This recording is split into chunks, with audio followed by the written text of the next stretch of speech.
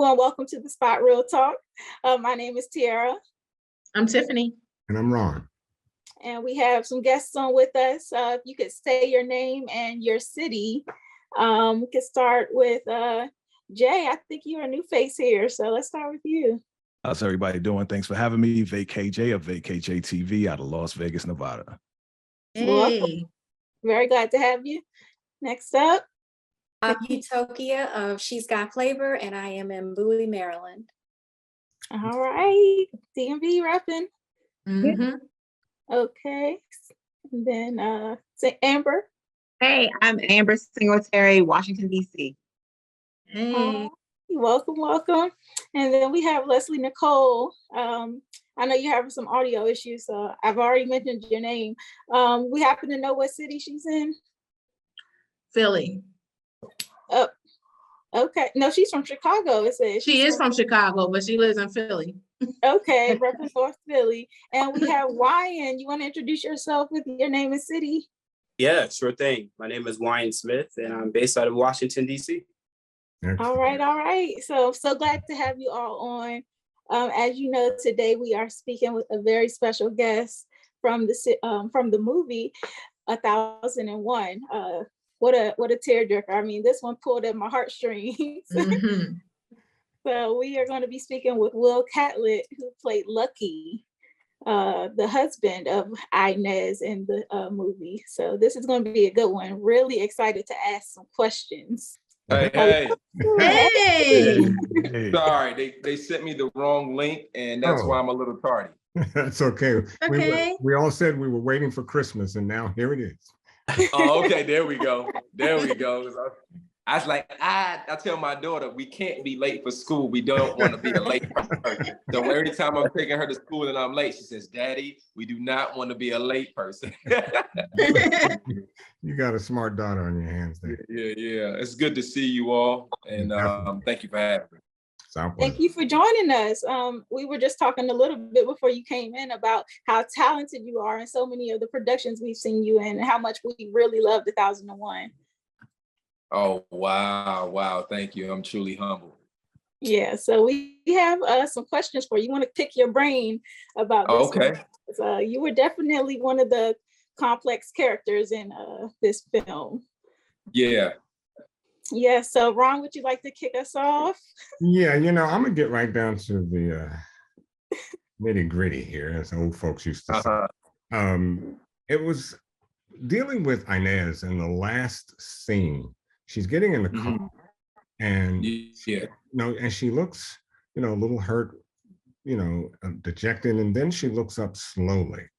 And there's this sinister look on her face as if to say, oh, wait for part 2, or there's more to Inez than meets the eye. Can you put some light on that? I didn't see that until I saw the movie. Okay. I think she knows that there's going to be a challenging road ahead of her, but she also knows that she won because that young man has made it. Yeah. I beat the system. Y'all thought y'all was going to lock me up. You thought you were going to get me, but my son will vindicate me, So to me, I took it, I think AV wanted an artistic approach, because that Inez is actually somebody. Your situation may not be that situation, but somewhere that you didn't feel that you were appreciated or you got dealt a bad hand or whatever the case may be. But for a fact that you've changed in this situation and you did all that you can do and that you're winning on the other side. Excellent. Mm-hmm. Yeah, I think we were talking about that because that look was a little sinister and I was like, oh, what's this mean? Yeah. A little, maybe Lucky ain't died. We can have a part 2. Right. Okay, Tiffany, you want to come up next? Yeah, I was going to piggyback on what you said because I'm happy that you said that, Will, because I thought that look meant that she was just what you said, that she was happy that the young man made it. And also, he still accepted her as his mother. Even though he found out that he was not his real mother, at the end, it looked like they were going to be all right. So when I saw that smirk, to me, I thought that she was resolved in that fact. Mm-hmm. I definitely agree. Because I think he came to that realization when he saw that Lucky had another child. He's in the movie, he's like, hey, mom, who's that lady that keep looking over here? You know, and it's like, wow, you're strong. You really kept that from me. And you still never really said anything bad about Lucky, even though Lucky had his own things that he was dealing with. You really love me. You know what I mean? Yeah, I felt that's when that, you know, you seeing her at the end, but it's also replaying to that moment there. And that leads to my question specifically for Lucky's character, because there's a point in the movie where he says, well, he's not my kid. And when I first heard that, I was like, okay, he means that, you know, that's not his child, that's her child. But then we find out that's not even her child. So I'm like, so I wanted to know, what was the rationale for Lucky to go along with the program? I know he loved her, but you know, for him not to, you know, she basically took this child that was not hers and raised it as her own. So, and you never, you know, dimed her out, told him the truth and stuff. You went along with the program. So what was Lucky's rationale behind that? Well, I think, I don't know for certain, but in my own personal life as being a mentor to children, once you fall in love with that kid, then it's hard for you to let that kid go, even though that kid is not your biological kid. And also think too, when he says, you know, after that line, that's not my kid, all I wanted was you. Also, Lucky don't really have no place to go neither though. You know what I mean? So I want you, I love you. I have to accept this because I really don't have another place to go. And in accepting that, I'm realizing, oh, I'm seeing myself in this kid. I'm seeing all the things that I didn't have. And then once that bond is gonna happen, you know, they street smart in the street code, you ain't gonna tell on them. You ain't gonna out or out, you know, so you just accept it. And that's true love, you know, like in the world now, if you have a, you know, a step parent, that parent has to, or I'll say it like this. If a husband decides to accept a woman with a child, then he has to love the things that she loves. Right. And she loves that child. So eventually he has to come to that. And I think we go back to the end of the hospital scene. He said, then why did you love me so now? I didn't really know how to really give it back. And that's all a part of it, if that makes sense. Yeah, and so I wanted to ask you too a little bit about what attracted you to this role. I'm always interested in why people decide to play certain characters, and what was it for you that drew you to Lucky? Well, I don't think I pick parts. I think parts pick me. I think there's stories that I only can tell, that I was sent here to tell. And I felt like Lucky was one of those things for one or two reasons. The mentorship part, I've worked with kids before, and the spirit of Lucky was well written on the page. And I could identify with that. And it's like, oh, you're not just speaking to these three kids at three different times and three different ages. You're speaking to young women and young men who are never going to have a father figure in their life. And they get to look at Lucky and say, man, he did wrong, but he was good, but also his name. They can always have that. Every time they bring up Lucky, they can feel lucky. And that's how I felt. I was like, you know, I'm lucky. Ooh, I'm lucky. And my dad always told me luck is labor under constructive knowledge, you know, even though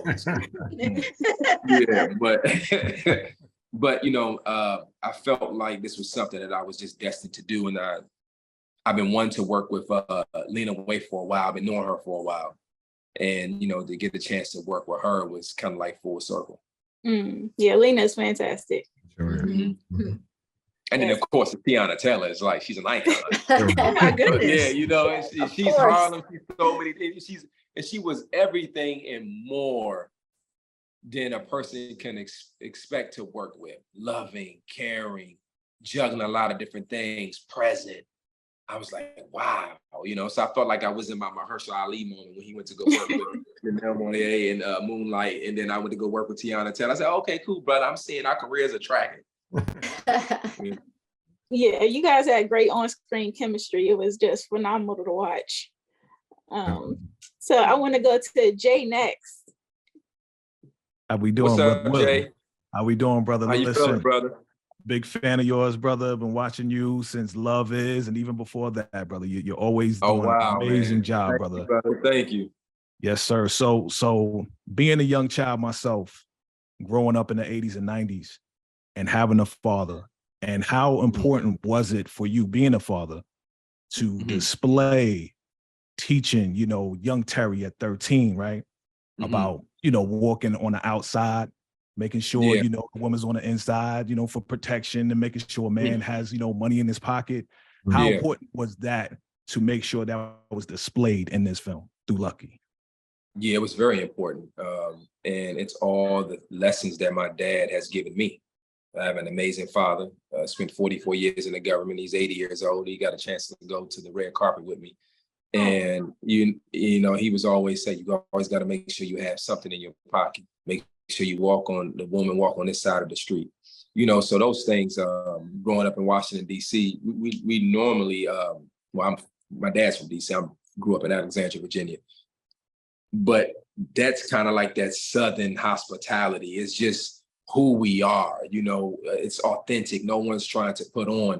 And the great thing about working with kids is that they're honest and they don't have all the isms that actors have on them from life.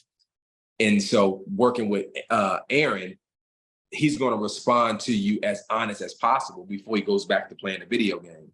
So I know that I have to show up and be authentic and say those things and mean it and try to reach him. Because if I can reach him, the actor, and not the role that he's playing, he's going to remember that. He's going to remember those lessons, and then it would translate on screen. Absolutely.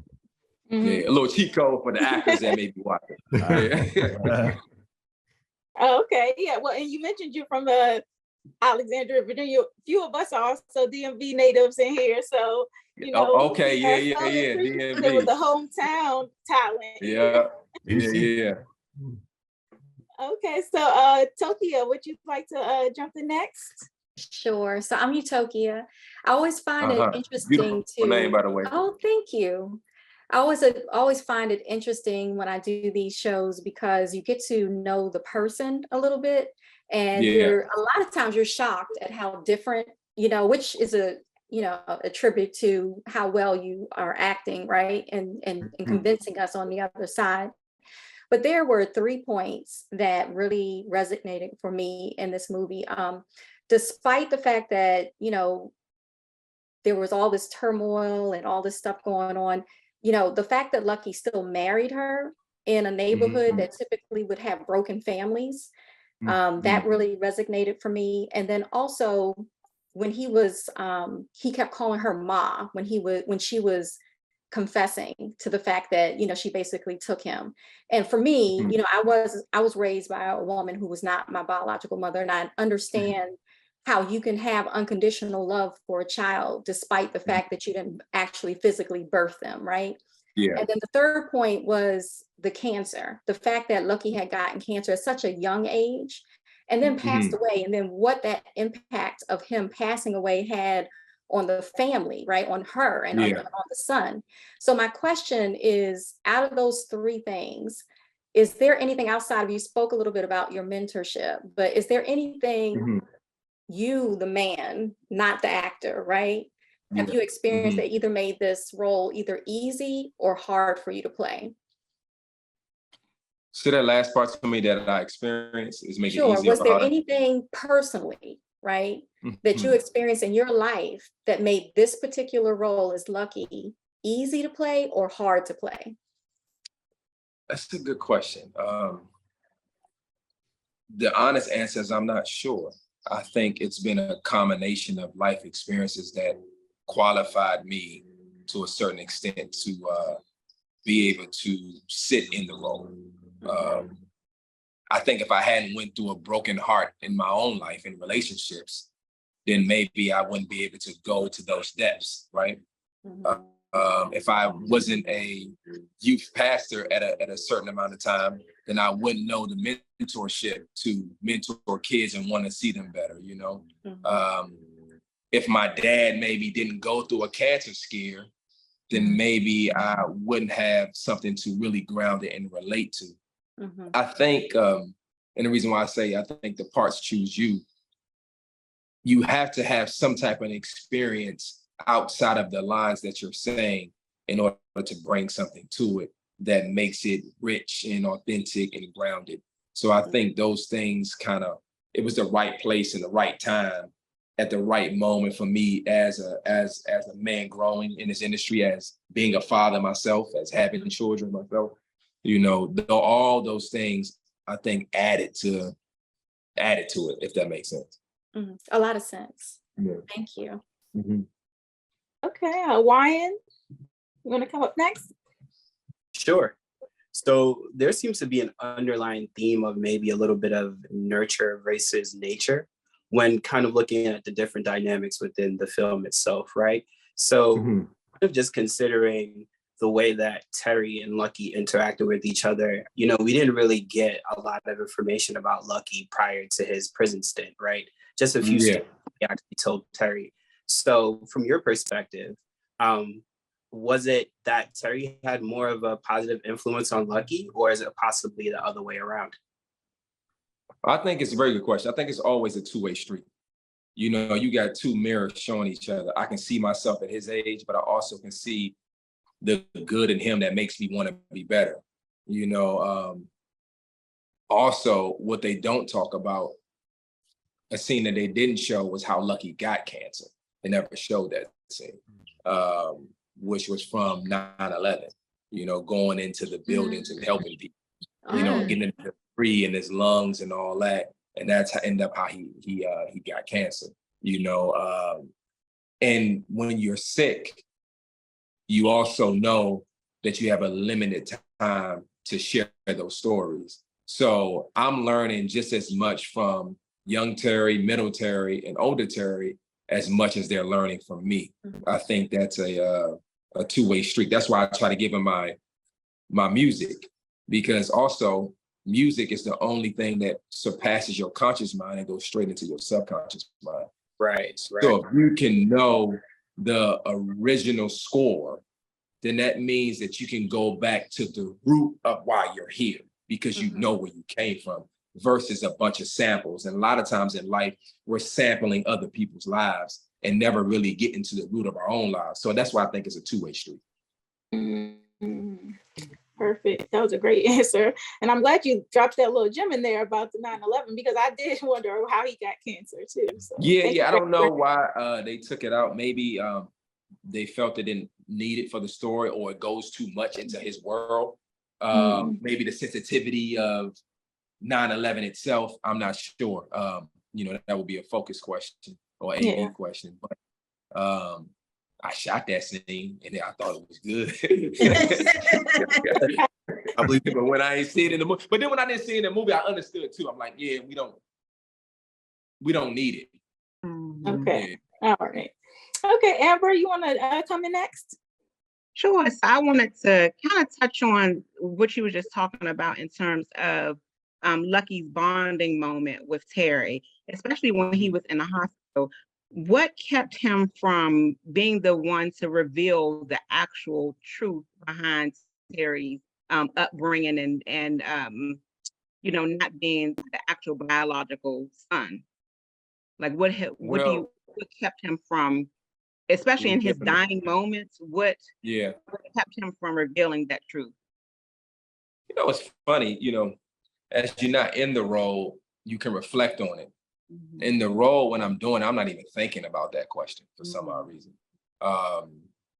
But thinking about it now, if I reveal it to him, what does it really do? My words at that point should be able to build, not to tear down. Right. And so even though I'm revealing to him some truth, it's going to do more damage than actually good in that moment. So it's better that I keep it between me and Inez, because at this point, he about to be 18 anyway. So he can go, and if he decide he want to do more research, or whenever she decide to tell him, that's kind of like their business. And I feel like I'm ripping that apart, before the time.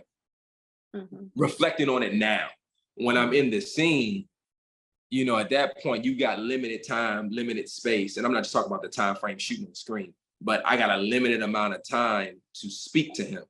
And so, because I don't know, I mean, my last breath, I'm coughing bad, you know, things are changing, my body is weak.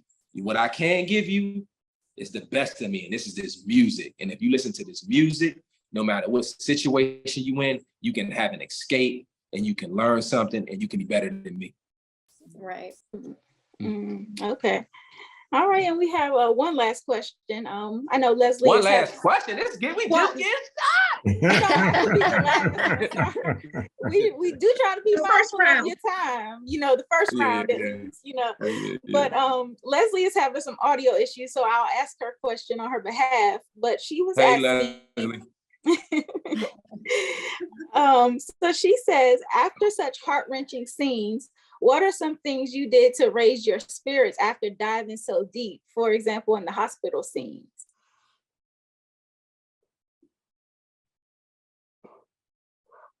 Nothing, really. Yeah,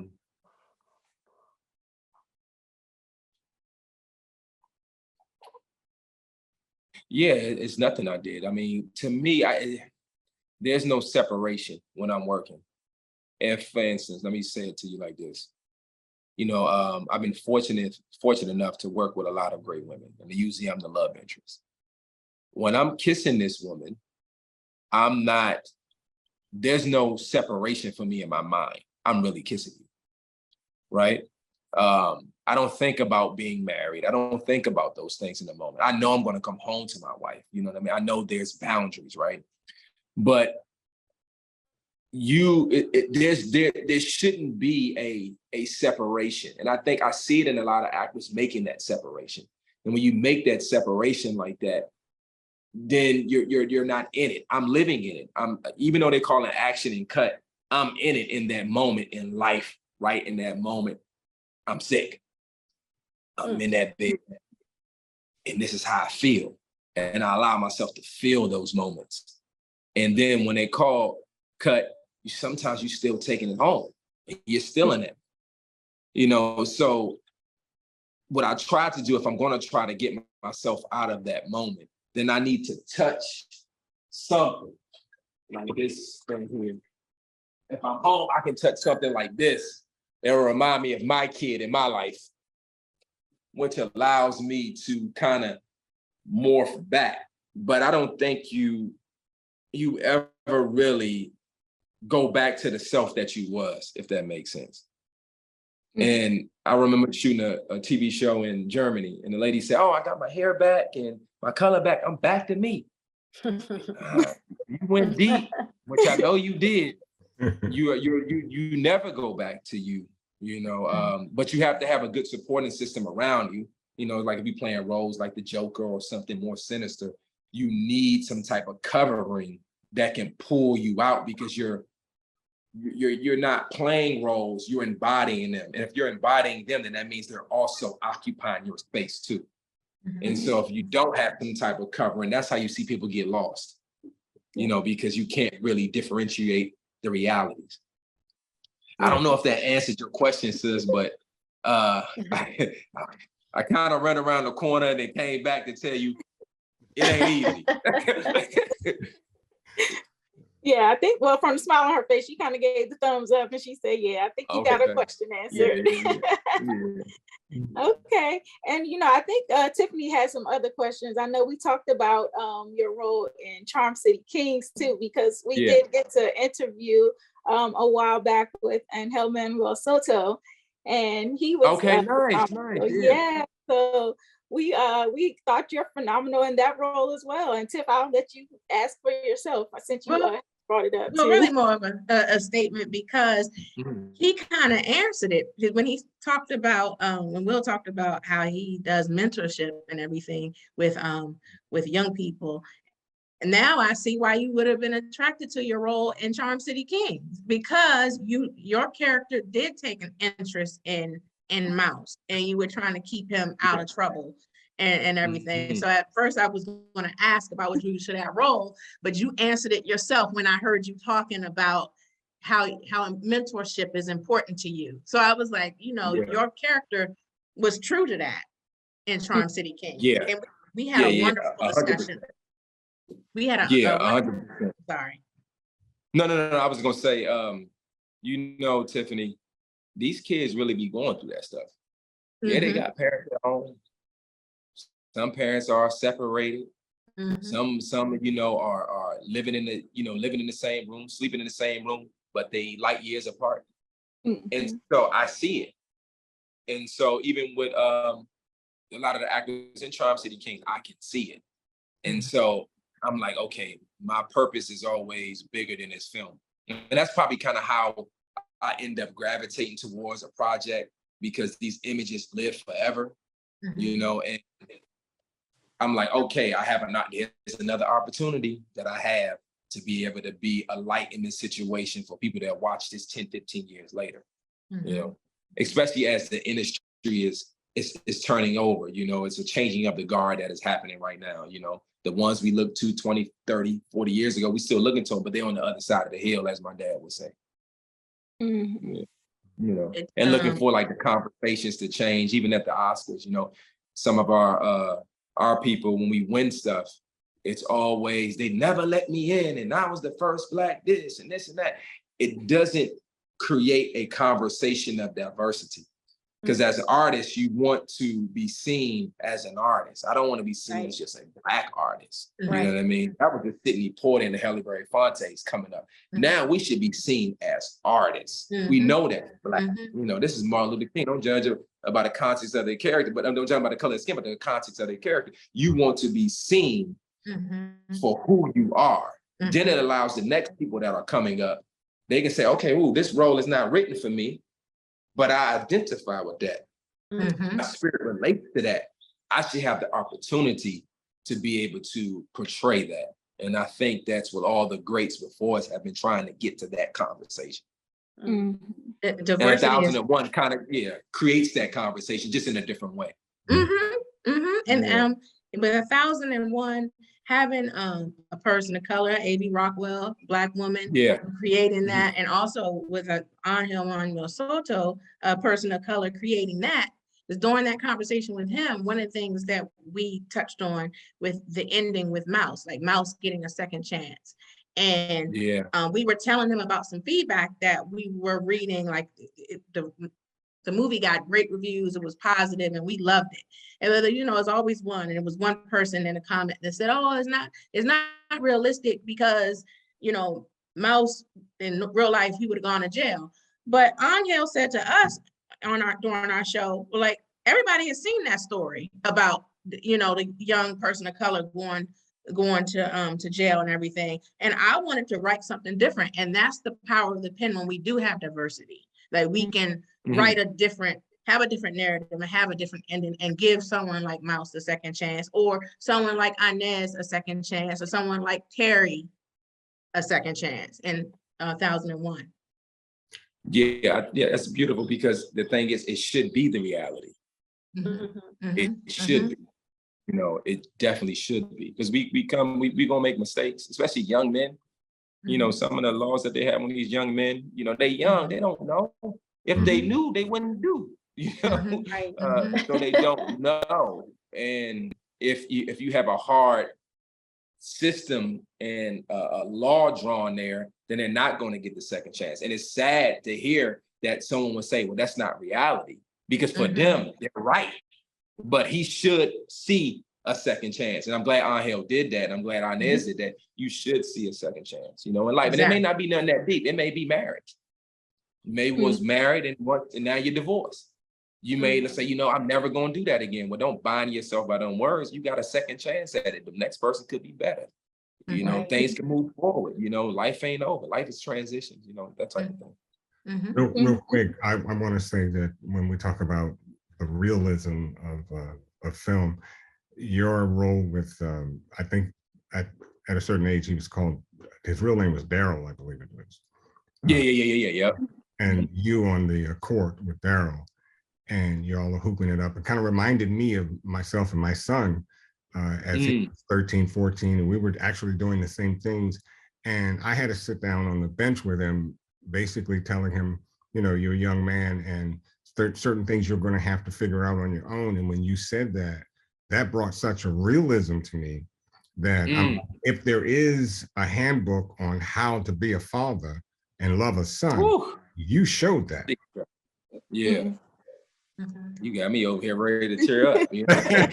My God, happy.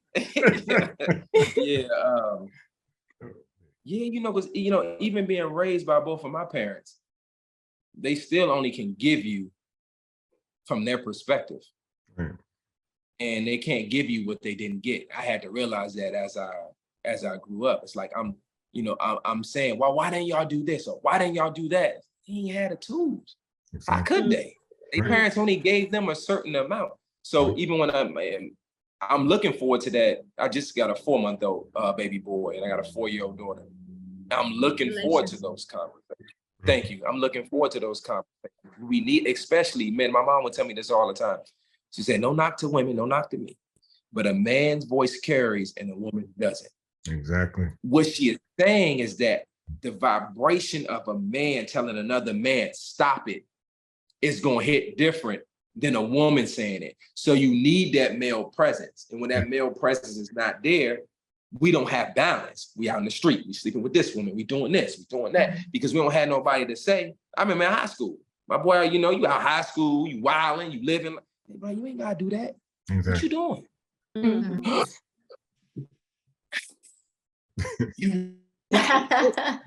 You know what I'm saying? You had those moments. You're right about that. Mm-hmm. And we need that. And that's why I enjoy these parts, because I'm able to, plant some seeds here and there without overriding the parents. You know what I mean? Yep. And you kind of seen that in the film too, because Inez would always turn to Lucky. Like when she couldn't get a point through, she would look to Lucky to reinforce her points. And so, your presence really was necessary in order to bring Terry around to what she was trying to get through to him.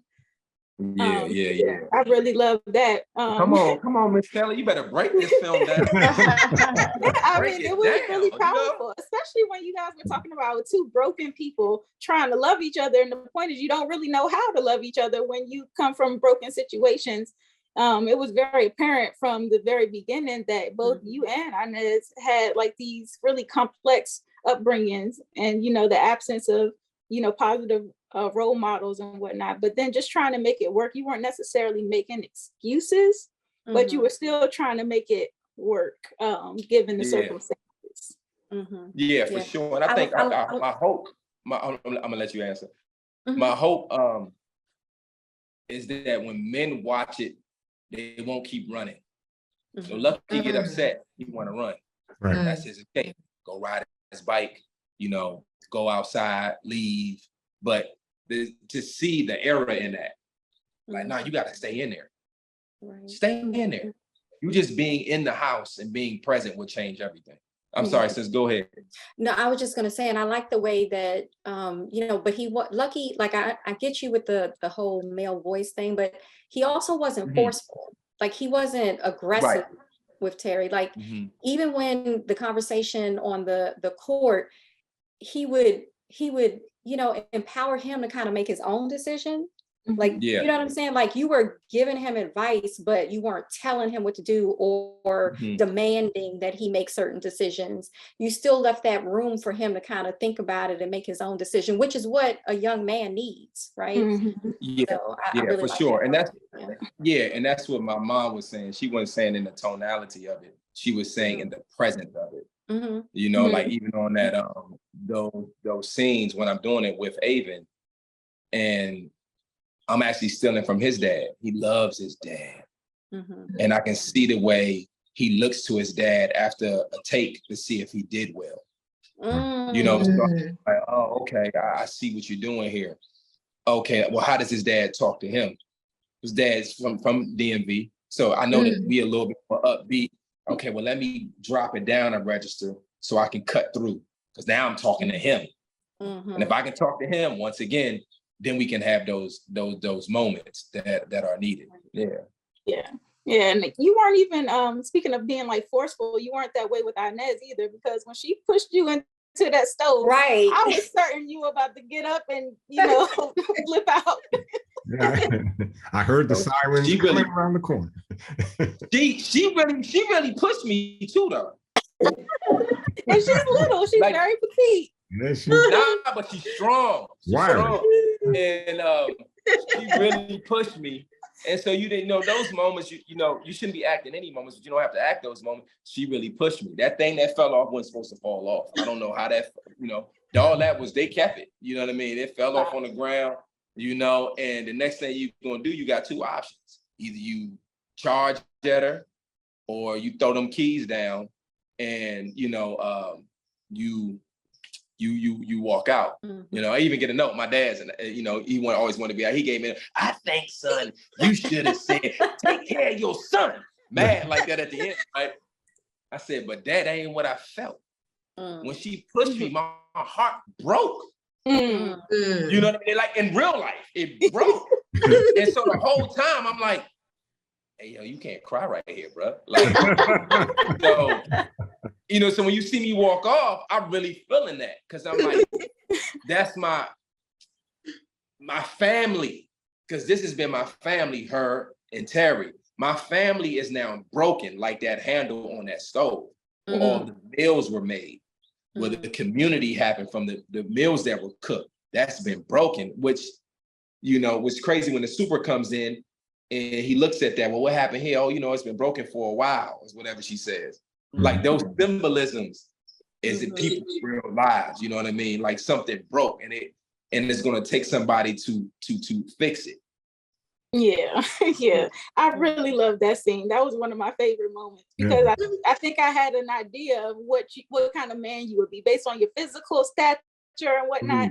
And then like in that moment, it was like a breath of fresh air because you didn't respond the way I thought you would. So that was a great. That's why Denzel need to go ahead and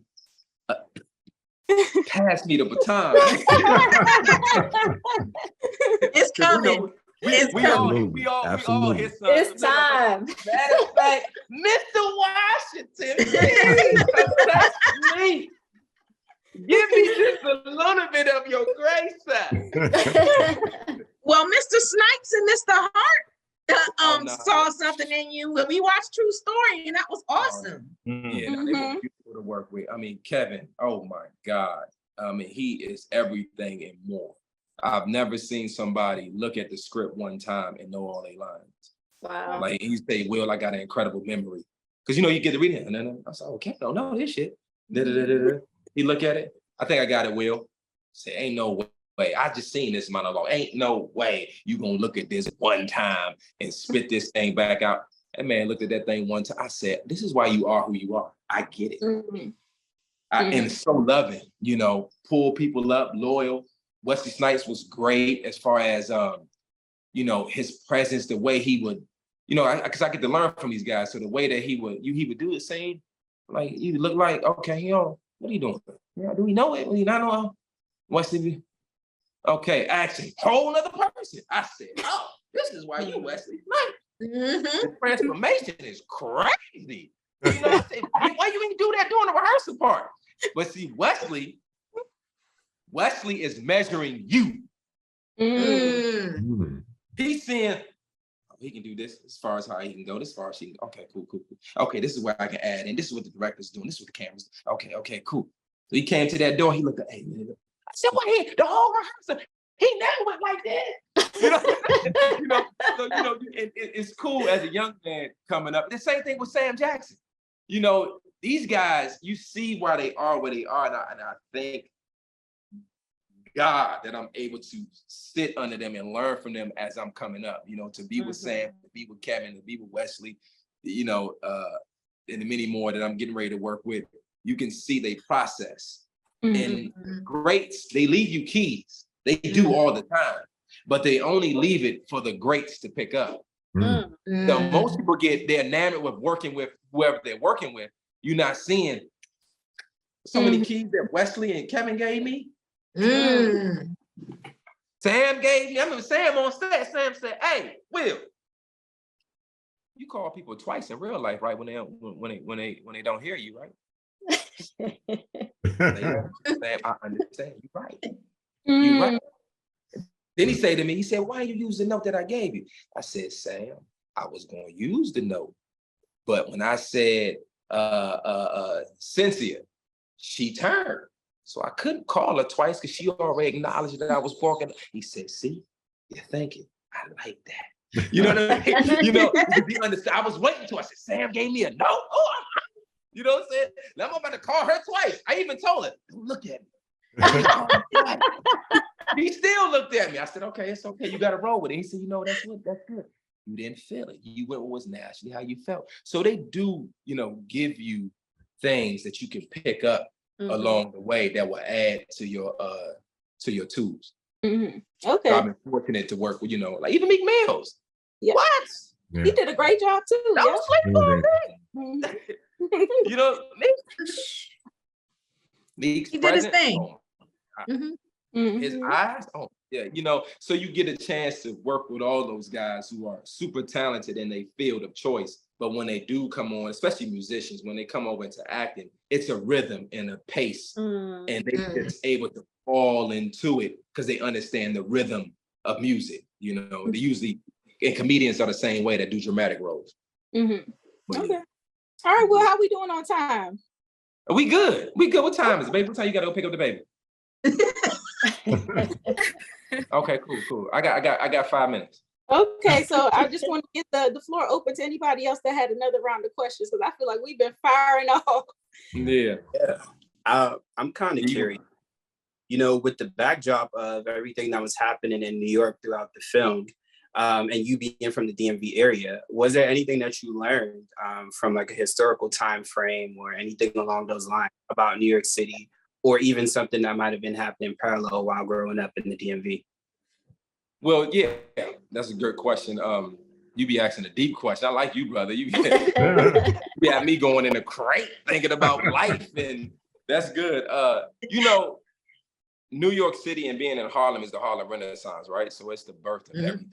You know, so being on them streets on Frederick Douglass, being in Harlem, eating in Harlem, getting a chopped cheese sandwich, you know, those things that you don't really get in the DC area. You know, we on chicken and mumbo sauce, so it's a difference. You know, and you know, they say think instead of thinking. You know what I mean? So AB would come over and she would pinpoint little things here and there, and I had to get a dialect coach. And you know, I watched a lot of the hood vlogs from the Harlem projects, you know what I mean? Seeing how they talked. And I had a guy named G Dot.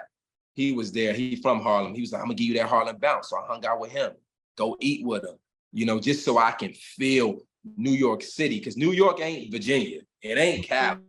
It's a whole nother vibe, you know. And then you got, you know, there, it's so many different people in the city and the buildings and the bricks. So it's just getting all of that. So I learned a lot, and I learned the subway system. You know, they don't really do the subway here in Los Angeles. You know, so I'm taking acting class while I'm shooting the film. So I'm jumping on the one, taking it this way and coming back and, you know, doing that whole thing. So I really, really enjoyed spending time in New York City. And the people, they just real.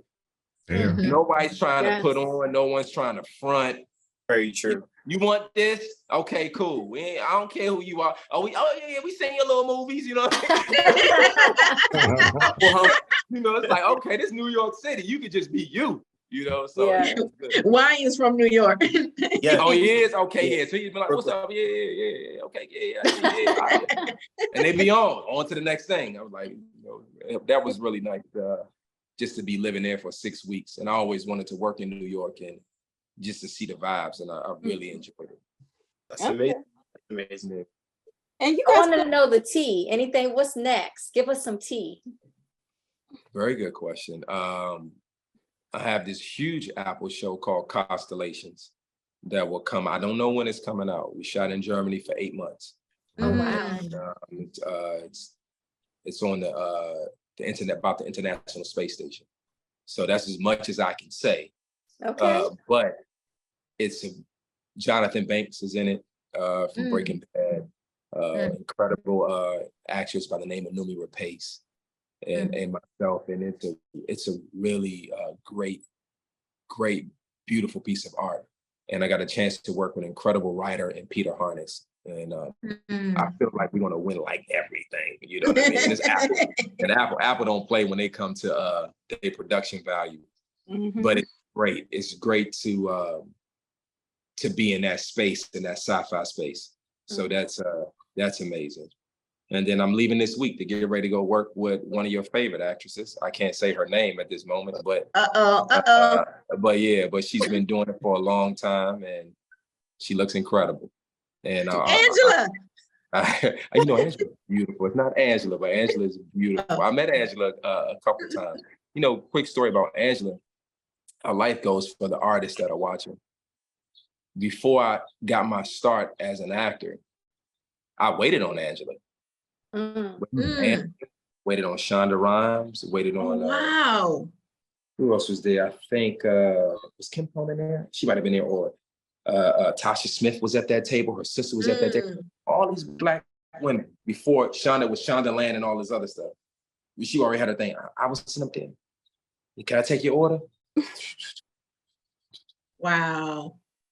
I remember Amari Hardwick, a mentor of mine, in the restaurant called Bottega Louie that I used to work with downtown. And I was serving him. And I remember him praying for me. This time, you will be boom, boom, boom, boom, boom. Dapping Donald Glover up, seeing Donald Glover come in.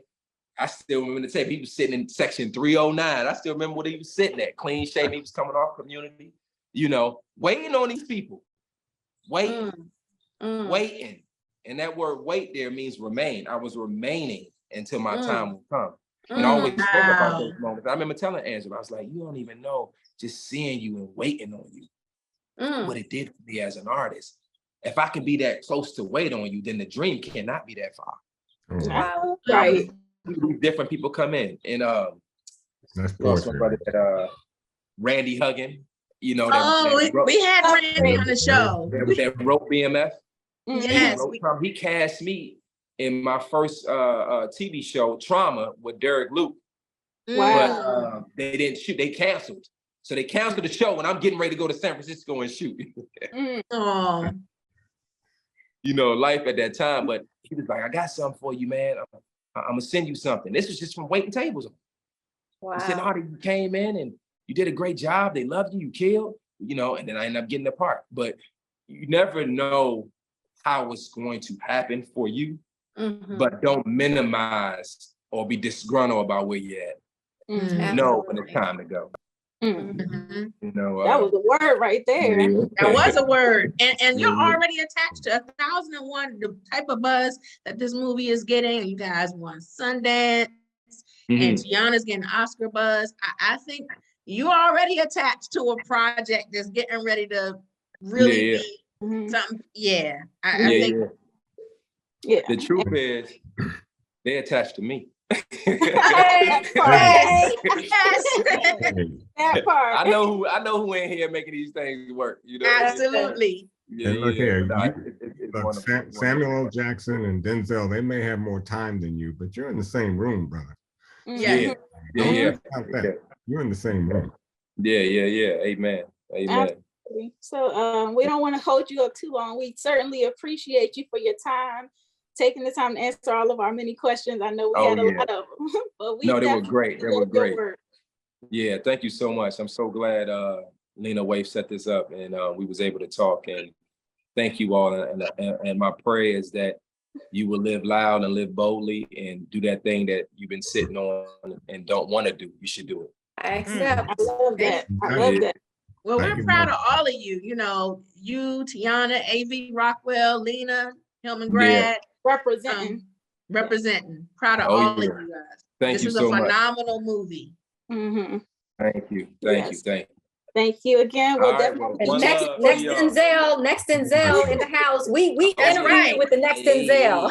That's right. I just want to do a piece with him before he hang it up if he decide to hang it up. I got a story too. When I win my Oscar, I got one. Okay. I definitely got one. I can't wait till y'all win y'all Oscars. We can say, look, we chatted with them about this movie. When you know, I got one, and it's by way of Miss Pauletta, and I can't wait to tell it when the time is right. We are so looking forward to seeing all that you got coming. So I know. Yeah. Well, thank you all. I appreciate it. Thank you for your time. Okay. Thanks, sir. Thank you. Always It's alright. Brainstorm, lightning in my mind. It's alright. It's alright. Don't tell me what I gotta do. No. Understand that I'm the truth. I ain't really got a lot to lose. No. That's why I fuck with you. Now I'm not really one for attention. Shine a light through a prison full space.